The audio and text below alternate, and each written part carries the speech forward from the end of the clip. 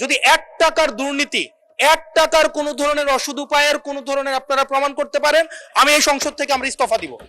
আমার জন্য আমার এলাকার মানুষকে যেন বঞ্চিত করা না হয়।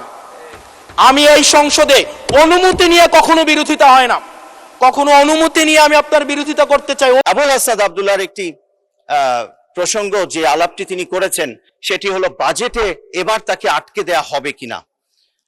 আপনাকে টাকা দেয়া হবে না, তো আপনার এলাকায় টাকা দেয়া হবে, এলাকার মানুষের জন্য টাকা দেয়া হবে।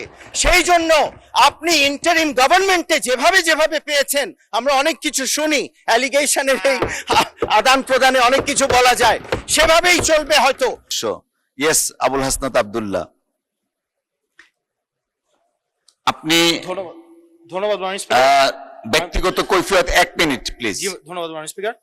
বিধি 274 অনুযায়ী মাননীয় স্পিকার, ব্যক্তিগত কৈফিয়ত যেহেতু আমার নাম ধরে বলা হয়েছে, আমি আমার বক্তব্যের কোথাও আমি এই শব্দ উচ্চারণ করিনি বা এই বাক্য বলিনি যে আমাকে যেন বরাদ্দ বঞ্চিত না করা হয়।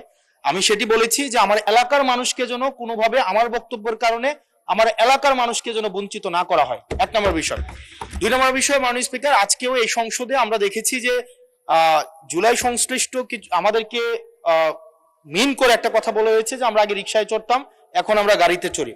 মাননীয় স্পিকার, এই সংসদে আজকে সরকার যারা আছে, আমি আপনাদের কাছে বিনীতভাবে অনুরোধ করব, এখন সরকারের যেই গোয়েন্দা সংস্থাগুলো আপনাদের নিয়ন্ত্রণে, ডিজিএফআই, এনএসআই, পুলিশ, তারপর হচ্ছে মিলিটারি, সবাই আপনাদের নিয়ন্ত্রণে।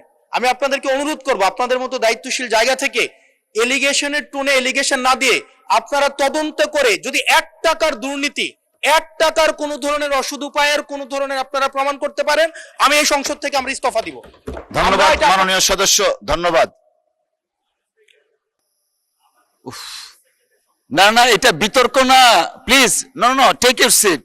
জি, মাননীয় চিফ হুইপ, মাননীয় চিফ হুইপ।